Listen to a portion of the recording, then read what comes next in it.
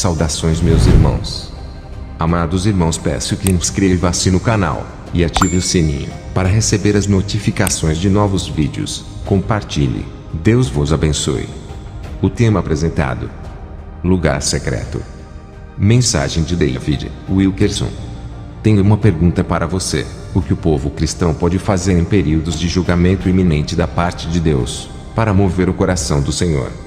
Estamos vendo calamidades naturais numa escala como nunca houve antes: ondas marítimas gigantescas, furacões, incêndios, inundações, secas. Penso nas devastações que abalaram todo o mundo, perpetradas pelo tsunami, pelo furacão Katrina, por terremotos na Índia e no Paquistão. Penso também no medo e no desespero causados por calamidades produzidas pelo homem, os eventos de 11 de setembro de 2001, o conflito entre Israel e o Líbano, armas nucleares nas mãos de homens insanos. Até os comentaristas mais céticos dizem que já estamos vendo os inícios da Terceira Guerra Mundial. Há muitos que acreditam que estamos vivendo em meio a uma guerra biológica. Vejo o tamanho do estrago dessa pandemia. É mesmo muito terrível. As notícias ruins não param de vir na mídia. Agora mesmo, muçulmanos em inúmeros países ameaçam destruir o cristianismo. Quando estive em Londres, ouvi 2 jovens muçulmanos dizendo numa entrevista no rádio: a nossa religião não é como o cristianismo. Não viramos a outra face. Decapitamos a cabeça do outro. Eu lhe pergunto: em tempos difíceis como esse, a igreja estaria sem poder para fazer algo? Devemos ficar sentados e esperar que Cristo retorne? Ou somos chamados a tomar ação drástica de algum tipo? Quando em torno de nós o mundo inteiro treme, e o coração dos homens entra em falência por causa do medo, ou somos chamados para erguer armas espirituais e guerrearmos o adversário? Por todo o globo, há uma sensação de que é inútil tentar resolver os problemas que se acumulam. Muitos sentem que o mundo atingiu o zênite da desesperança. O alcoolismo aumenta no mundo todo, e mais jovens do que nunca entram em bebedeiras. Vejo uma tendência igualmente perturbadora na igreja, à medida que cristãos se voltam para o materialismo. A mensagem que suas vidas pregam é: acabou a esperança. Deus desistiu. Diga-me, seria esse o papel do povo de Deus em tempos negros? Será que os seguidores de Cristo devem cair um após o outro com o resto do mundo, e pegar à força uma fatia do bolo? A resposta para tudo isso é: não. Nunca. O profeta Joel viu um dia semelhante ao de nossos dias se aproximando de Israel. Um dia de sombra de morte e escuridão. Segundo Joel, o dia de escuridão que estava se aproximando de Israel seria um dia como nunca houvera em sua história. O profeta brada: ah, que dia! Porque o dia do Senhor está perto e vem como assolação do Todo-Poderoso. Joel 1:15. Qual foi o conselho de Joel a Israel naquela hora negra? Ele trouxe a seguinte palavra: assim, agora mesmo diz o Senhor, convertei-vos a mim de todo o vosso coração, e isso com jejuns, e com choro, e com pranto. E rasgai o vosso coração, e não os vossos vestidos, e convertei-vos ao Senhor vosso Deus, porque Ele é misericordioso, e compassivo, e tardio em irar-se, e grande em beneficência, e se arrepende do mal. Quem sabe se voltará e se arrependerá, e deixará após si uma bênção. Joel 2:12-14. Lendo essa passagem, o que me atinge muito são 2 palavras: agora mesmo. Em meio à tremenda escuridão que caiu sobre Israel, Deus apela ao seu povo: agora mesmo, na hora da minha vingança, quando vocês me puseram para fora da sociedade, quando a misericórdia parece impossível, quando a humanidade zomba das minhas advertências, quando o medo e as trevas cobrem a terra, agora mesmo, eu insisto para que voltem para mim. Sou tardio em irar-me, e sou conhecido por reter minha ira. Como fiz com Josias, o meu povo pode orar e propiciar a minha misericórdia. Mas o mundo não chegará ao arrependimento caso vocês disserem que não há misericórdia. Você está vendo a mensagem de Deus para nós? Como povo dele, podemos suplicar em oração, e ele nos ouvirá. Podemos propiciá-lo e saber que ele ouvirá as preces sinceras, eficazes e ferventes dos seus santos. Tenho uma palavra de aviso à igreja nesse momento: cuidado. Satanás vem especificamente a essa hora de trevas, quando o desastre nuclear se forma sobre a terra, quando a impiedade ruge e aterroriza as nações. O diabo sabe que estamos vulneráveis, e lança a mentira: que tipo de bem você pode fazer? Por que tentar evangelizar os muçulmanos, quando eles querem te matar? Não dá para mudar nada. É melhor você desistir desse mundo saturado pelo pecado. Não vai adiantar orar por um derramamento do Espírito. Todo esse seu arrependimento se torna fútil. Mas Deus vem a nós, com essa palavra de Joel, a esperança e misericórdia. Agora mesmo, sou de grande bondade, tardio em me irar, e agora é a hora de você se voltar para mim em oração. Eu posso retirar o meu julgamento agora mesmo, e trazer bênçãos para ti. Agora mesmo, nesses dias de assassino extremismo islâmico, quando o nosso país perdeu o rumo moral, quando os tribunais jurídicos estão banindo Deus para fora de nossa sociedade, quando o medo prende o mundo inteiro, é hora de se voltar para o Senhor em oração. Mesmo que a sua condenação esteja chegando por todos os lados, com taças de ira sendo derramadas, o Espírito Santo ainda busca trazer para si a humanidade, chamando-a até o último minuto do dia final. Para o que exatamente devemos orar em dias como os atuais? Eis a receita de Joel a Israel naquele dia de amarguras e trevas: tocai a trombeta em Sião, promulgai um santo jejum, proclamai uma assembléia solene. Congregai o povo, santificai a congregação, ajuntai os anciãos, reuni os filhinhos. Chorem os sacerdotes, ministros do Senhor, entre o pórtico e o altar, e orem assim: poupa o teu povo, ó Senhor, e não entregues a tua herança ao opróbrio, para que as nações façam escárnio dele, porque hão de dizer entre os povos: onde está o seu Deus? Joel 2:15-17. Eis o chamado à igreja: não se desencoraje nem se entregue ao desespero. Você não deve acreditar nas mentiras do diabo de que não existe esperança para despertamento. Pelo contrário, de acordo com Joel, o clamor do povo deve ser assim: Senhor, pare a repreensão em teu nome. Não deixe que a tua igreja seja mais zombada. Faça com que o ímpio pare de nos governar com arrogância, de nos provocar e perguntar: onde está o teu Deus? A gente pode até pensar assim: o que Deus promete aqui é só uma possibilidade. Ele diz que poderia deter seu julgamento. Isso é nada mais do que um talvez, ou um pode ser. Tudo que ele requer do seu povo pode ser em vão. Não acredito que Deus suplisse a sua igreja. E ele não enviará o seu povo numa missão boba. Quando Abrão orou a Deus para que Sodoma, onde seu sobrinho Ló vivia, fosse poupada, o coração do Senhor foi movido para salvar a cidade, mesmo se apenas 10 justos vivessem lá. E Abrão orou assim quando anjos exterminadores estavam entrando na cidade. Estou convencido de que o povo de Deus atualmente deve propiciar o Senhor do mesmo jeito. Zacarias nos diz que Deus designou 3 lugares onde o seu povo deve lhe fazer petições em oração. Segundo Zacarias, há 3 lugares onde a oração deve ser feita: primeiro, na casa de Deus, a igreja; segundo, em todo lar; e terceiro, no lugar secreto. O Senhor diz a Zacarias, sobre a casa de Davi: derramarei o espírito da graça e de súplicas. A terra planteará, cada família será parte. A família da casa de Davi a parte, significando a igreja.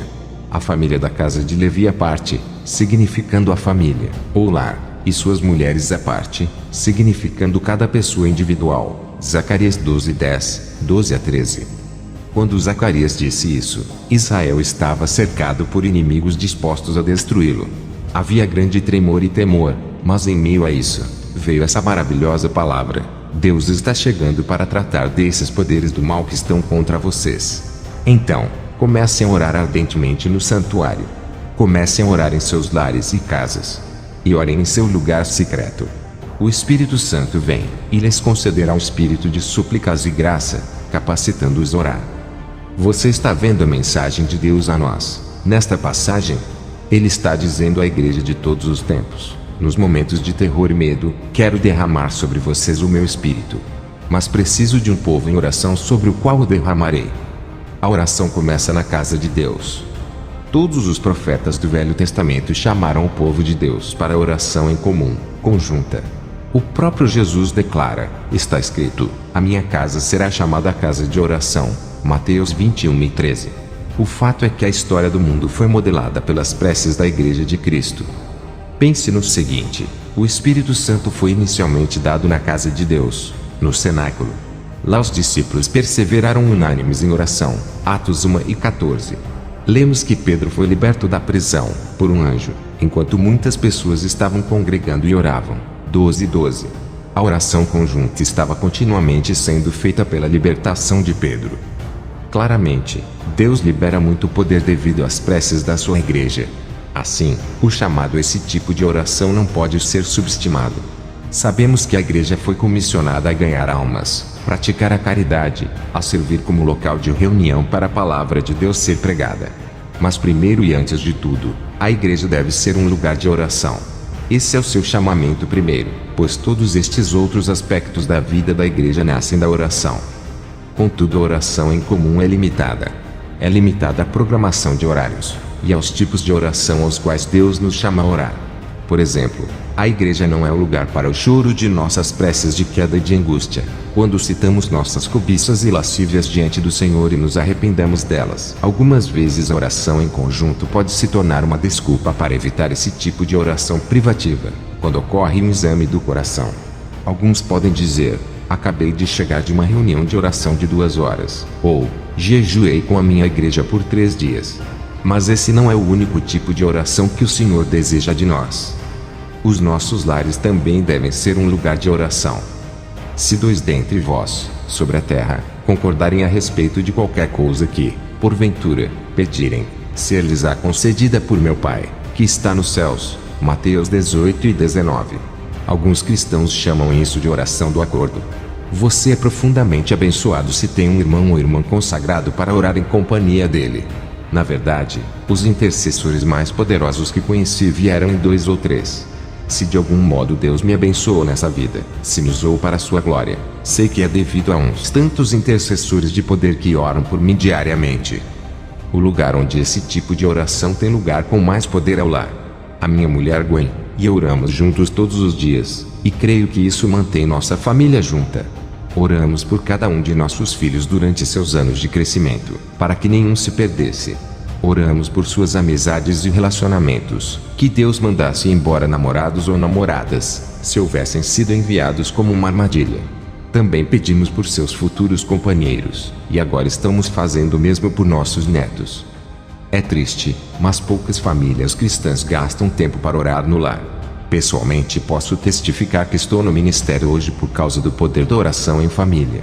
Todo dia, não importa onde meus irmãos e eu estivéssemos brincando, no quintal ou na rua, a minha mãe nos chamava lá da porta de casa: Davi, Gerry, Joanita, Ruth, está na hora da oração, então venham. O meu irmão mais novo, Dom, ainda não havia nascido. A vizinhança inteira sabia da hora de oração da nossa família. Eu às vezes odiava ouvir essa chamada, reclamava e me queixava. Mas alguma coisa claramente acontecia naquelas horas de oração, com o Espírito se movendo em meio à nossa família, e tocando as almas. Talvez você não se veja tendo uma oração em família. Talvez tenha um cônjuge que não coopere, ou um filho rebelde. Amado, não importa quem escolhe não se envolver. Você mesmo ainda pode chegar à mesa, abaixar a cabeça e orar. Isso servirá como uma hora de oração do seu lar, e todos os membros da família saberão disso. O terceiro lugar de oração é aquele que Jesus praticava e recomendava aos discípulos: o lugar secreto de oração. Oração em secreto acontece quando estamos a sós, em secreto. Tu, porém, quando orares, entra no teu quarto e, fechada a porta, orarás a teu Pai, que está em secreto, e teu Pai, que vê em secreto, te recompensará. Mateus 6:6. Ultimamente, o Espírito Santo tem me falado sobre esse tipo de oração. No passado eu ensinava que devido às exigências da vida, possamos ter um lugar secreto de oração em qualquer lugar, no carro, no ônibus, no intervalo do trabalho. Até um certo ponto, isso é verdade. Mas há mais. A palavra em grego para secreto nesse versículo quer dizer quarto particular, um lugar secreto. Isso era claro aos seguidores de Jesus, pois as casas em sua cultura tinham um cômodo interno que servia como um tipo de despensa. A ordem de Jesus era para entrar nesse lugar secreto e fechar a porta. E é uma ordem individual, não do tipo que possa ocorrer na igreja ou com um parceiro de oração. Jesus estabeleceu o exemplo para isso, ao se dirigir a lugares privativos para orar. Várias vezes as Escrituras nos contam que ele retirou-se à parte para orar. Ninguém era mais ocupado, sendo constantemente pressionado pelas necessidades dos que o cercavam, com tão pouco tempo para si próprio. Ainda assim, lemos: tendo se levantado alta madrugada, saiu, foi para um lugar deserto e ali orava. Marcos 1:35.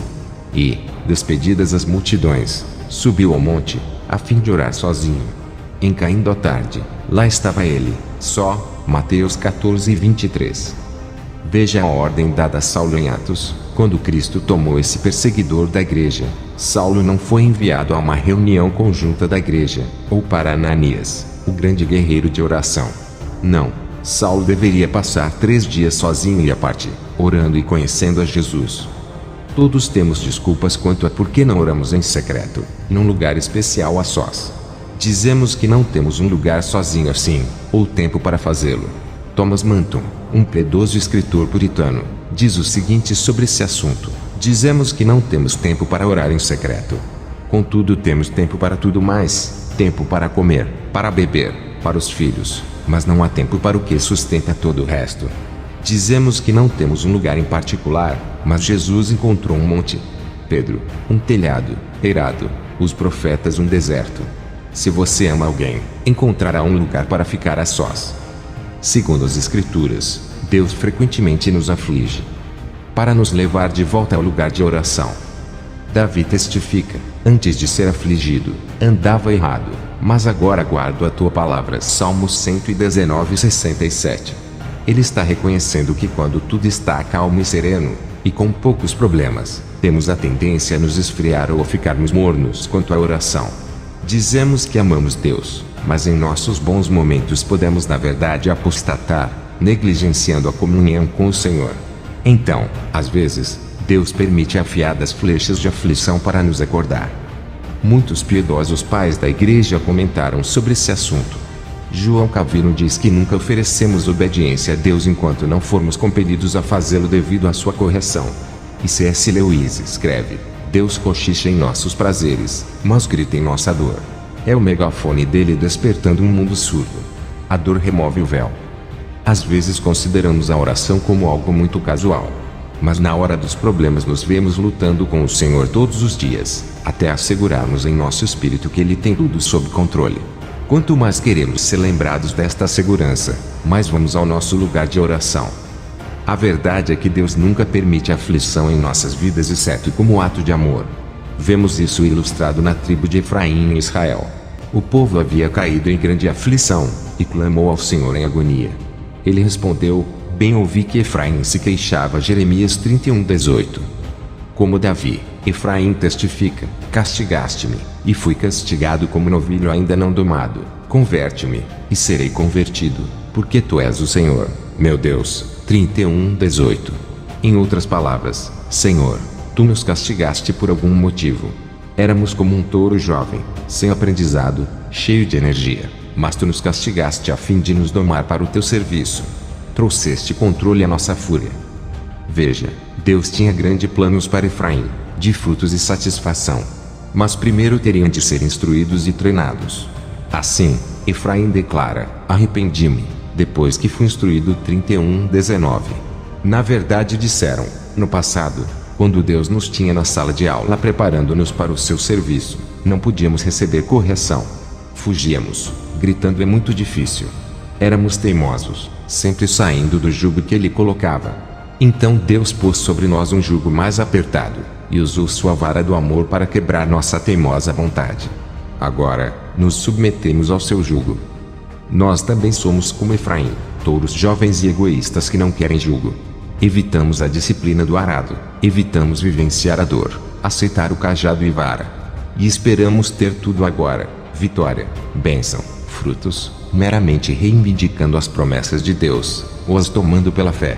Nos irritamos por sermos treinados no lugar secreto, pela luta com Deus até que as suas promessas sejam cumpridas em nossas vidas. Aí, quando chega a aflição, achamos somos o povo escolhido de Deus. Porque isso está acontecendo. O lugar de oração é a nossa sala de aula.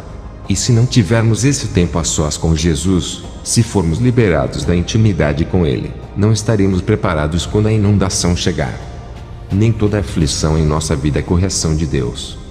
Há outras razões para nossas aflições que estão muito além de nossa compreensão. Mesmo assim, sabemos que o seu amor está sempre agindo em nossas aflições. Deus nos diz: em meio a todo o teu sofrimento, tenho você em minha mente. Você é meu precioso filho. Sinto a sua dor, e certamente terei misericórdia de ti. Mais importante, Em nossa pior aflição Ele nos envia o Consolador, o Espírito Santo. Vos ensinará todas as coisas e vos fará lembrar de tudo o que vos tenho dito. Deixo-vos a paz, a minha paz vos dou. João 14 e 26 a 27. Como o Senhor traz consolação e paz em nossa aflição. Ele nos leva ao lugar secreto de intimidade com Ele. É lá, Jesus nos lembra, que o Pai nos toca pessoalmente. Quando for orar, entre em teu lugar secreto, tranque a porta, ore ao teu Pai, que te vê em secreto, e Ele lhe recompensará. Mateus 6,6. Recentemente, um querido amigo meu, bispo do movimento pentecostal na Hungria, morreu tragicamente em um acidente estranho. Sua grelha de assar seu churrasco pegou fogo e ele se queimou gravemente. Ele foi tratado e achou estar bem, mas poucos dias após morreu subitamente devido a coágulos sanguíneos do que se formaram. Amigos de todo o mundo estão junto à sua viúva em termos de oração e sustentação.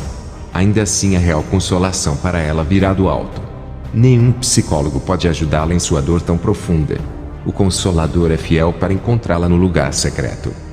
Conheço um precioso ministro e sua esposa que dirigem um orfanato na América Central. Há poucos anos atrás acolheram um bebê que estava virtualmente meio morto. Esse precioso menino se tornou o amado pequeno príncipe do orfanato. Então, recentemente, num acidente estranho, o câmbio de um carro se deslocou numa van estacionada e o pequeno garoto foi atropelado e morto. O casal está em tremendo desespero pela sua perda. As outras crianças do orfanato que viram o acidente acontecer também estão inconsoláveis. O que pode ser dito a eles para tocar a profunda dor? Nada dos meus 50 anos de ministério pode tocar esse lugar dos meus queridos amigos. Eles têm braços de amor em torno deles, mas a consolação real virá do Pai, que vê sua dor em secreto. Compreendo que não posso alcançar os milhares de crentes que estão sofrendo agora e nos escrevem. Recebemos uma carta de uma esposa grávida, casada com um pastor. Ela acabou de descobrir que o marido é um pedófilo.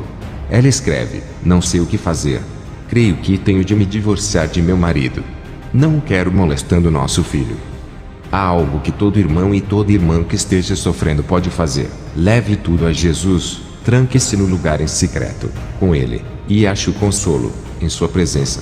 O Senhor diz: porque satisfiz a alma cansada, e toda a alma entristecida saciei. Jeremias 31:25. Como Deus faz isso? Ele os encontra no lugar secreto, aquele que habita no esconderijo do Altíssimo. A sombra do Onipotente descansará. Salmo 91:1. Você vê a importância de determinar no coração orar no lugar secreto. Não se trata de legalismo ou escravidão, mas trata-se de amor. Trata-se da bondade de Deus para conosco. Ele vê o que vem à frente e sabe que necessitamos de tremendos recursos, de sermos novamente preenchidos e renovados. Tudo isso é encontrado no lugar secreto com Ele.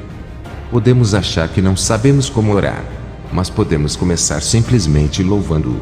O que importa é que você está lá pela fé, pelo amor obediente, e o Pai o verá lá.